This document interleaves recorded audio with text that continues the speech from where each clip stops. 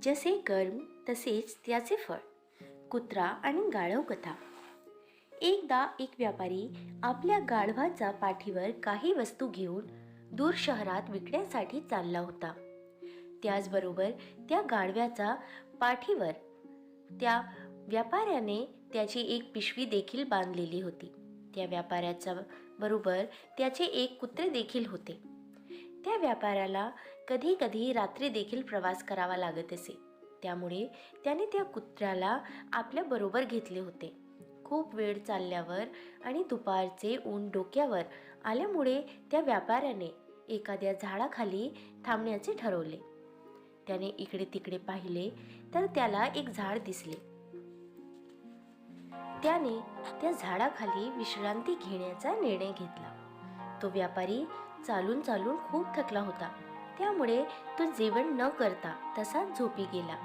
त्या मालकाची एक सवय होती. तो ज्यावेळी जेवण करायला बसत असे त्यावेळी तो त्या कुत्र्याला देखील भाकर देत असे. परंतु आज तो तसाच झोपी गेल्याने त्या कुत्र्याला काही भाकर मिळाली नाही.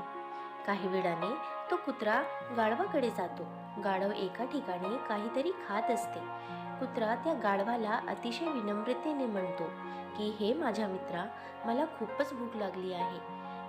मालक देखील जेवण न करता तसेच झोपी गेल्यामुळे मला काही आज भाकर मिळाली नाही. कृपया तुझ्या पाठीवरील जे सामान आहे त्यातून मला 1-2 भाकऱ्या देतोस का? ते गाढव त्याच्याकडे न बघताच उत्तर देते की अरे, मी तुला भाकरी दिला असत्या रे, परंतु आपले मालक झोपी गेलेले आहे. ते उठले की मी त्यांना विचारेन आणि जर का आपले मालक हो म्हणाले तर मी तुला त्या पिशवीतील भाकर देईल. गाढवाचे असे बोलणे ऐकून त्या कुत्र्याला भयंकर राग आला, कारण त्याला खूपच भूक लागली होती. आपला राग आवरत तो त्या गाढवाला म्हणाला की मित्रा, या बाबतीत आपल्या मालकाला काय विचारायचे, कारण तू मला त्यातील भाकर दिलीस तरी आपले मालक तुला काही म्हणणार नाही. आपले मालक खूप दमलेले असून ते आता झोपी गेलेले आहेत आता, आणि मला वाटतंय की हे आता उशिराच उठतील. मला तर भयंकर भूक लागली आहे. कृपा करून मला 1-2 भाकरी दे ना. त्या कुत्र्याचे हे बोलणे ऐकून गाढव त्या कुत्र्याला म्हणतो की अरे, असे नाही करता येणार. मालक उठले की मी त्यांना विचारतो आणि ते जर हो म्हटले तर तुला मी लगेच भाकरी देईन. तोपर्यंत मी तुला भाकरच काय, त्यातील एक तुकडा देखील देणार नाही.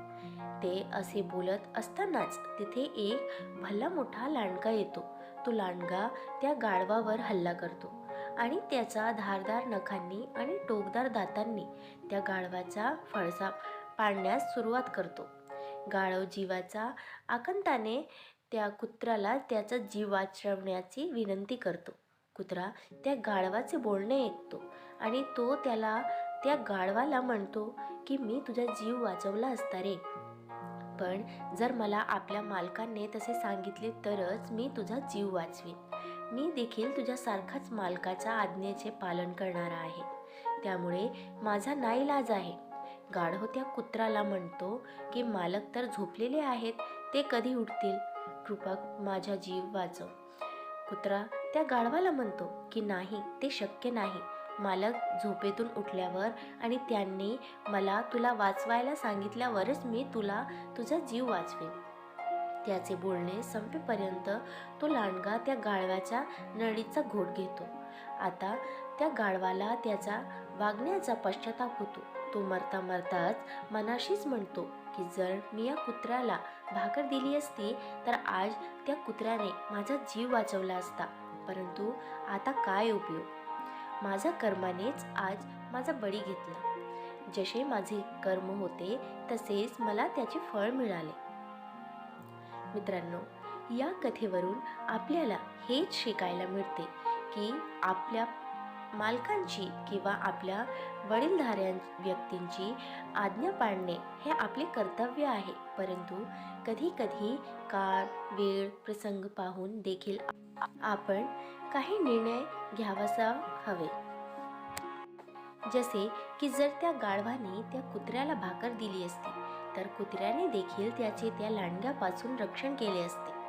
गाढव्याच्या हेकेखोरपणामुळे त्या कुत्र्याला उपाशी राहावे लागले, परंतु गाढवाचा मात्र जीव गेला. मित्रांनो, तुम्हाला ही कथा कशी वाटली कमेंट करून नक्की सांगा आणि व्हिडिओ आवडल्यास लाईक शेअर करायला विसरू नका. आणि अशी छान छान कथासाठी चॅनलला सबस्क्राईब नक्की करा. धन्यवाद.